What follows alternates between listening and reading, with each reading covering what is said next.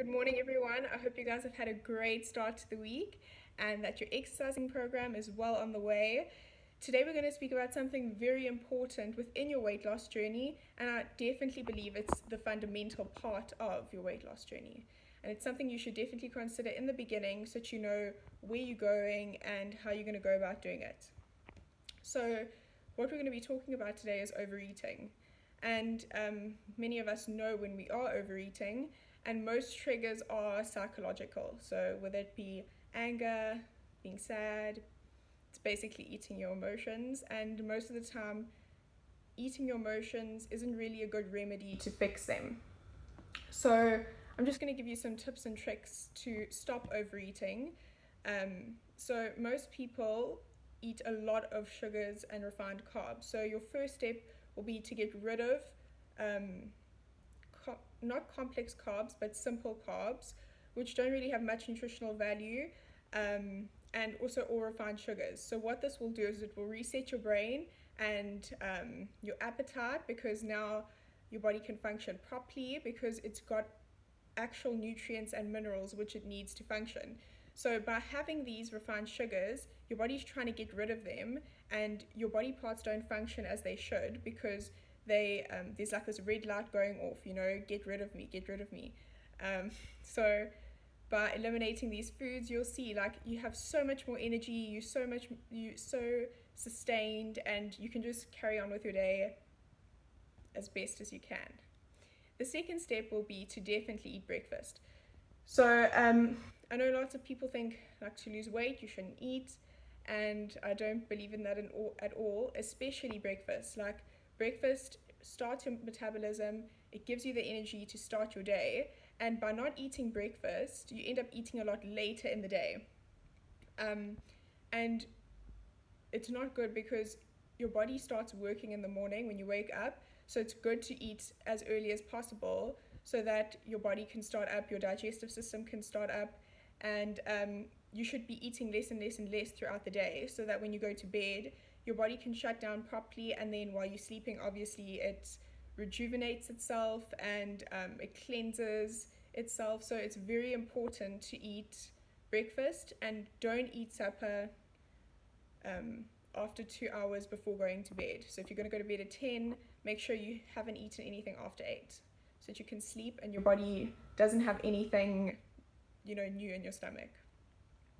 And then your third step would be to eat mindfully. So I know lots of people eat on the go.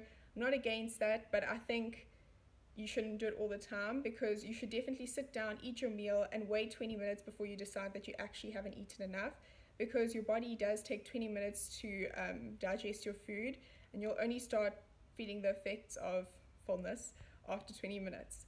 So don't immediately think, oh my gosh, I haven't eaten enough, I need to eat more, because you might start to overeat. And then your fourth step would be to stay away from people and places which trigger you to not eat mindfully and not eat the right things, and maybe to also overeat. So some people, especially most friends, if you guys love eating together, sometimes you can overeat with them and you can eat the wrong things. And so I'd stay away from those types of places and people, unless you tell the person like, hey, this is what I'm doing now, so let's try, instead of going to a bakery every week, let's go watch a movie or go for a walk or go shopping or something. And then your fifth step would be also to time your food. So that also goes back to breakfast. You want to eat throughout the day so that your digestive system is working and it doesn't shut down, throughout the day, because it thinks, okay, well, I'm not eating anything, so I don't really need to work.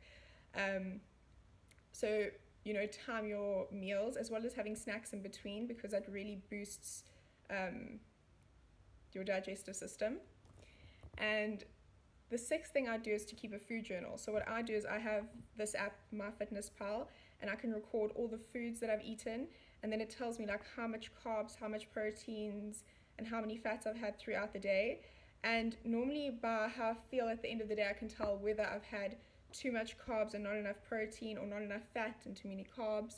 And I think in that way you can definitely see what works for you.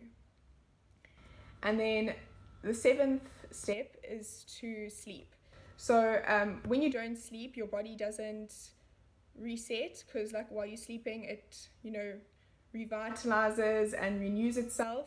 And if you're not going to sleep, your body overworks, and so the next day you normally do crave sugars, and you don't eat properly. Your brain and your body doesn't work as it should. So you should definitely be getting between 6 and 8 hours, ideally 8. I know lots of people can't. So yeah, please make sure you get enough sleep. And then you should also control your stress levels, because when you are stressed, you do tend to eat more. It's not just, I might eat more because I'm stressed. It is like a bodily thing. So when you are stressed, your body starts to pump adrenaline and doesn't digest your food properly. So keeping your stress levels low, you should definitely start like meditation, or you should pray to whoever you believe in, and definitely take rests. And when I say rest, I don't mean like watch the TV and I mean switch everything off, lie down, maybe take a nap, and just focus on you and resting. And the last step is to exercise, but to exercise in the right way. So when you exercise, it boosts your digestive system, your energy is a lot higher, and your body just works a lot better. So if you haven't exercised, you should definitely just start with 30 minutes of cardio every day, and then maybe start setting goals on your watch to do 10,000 steps a day, and then start going to a gym and seeing a trainer. But yeah, I hope you guys found these steps very helpful, because I did, and I did a lot of research on these. I chose the ones that I felt would help everyone the most. So yeah, let me know what you guys think.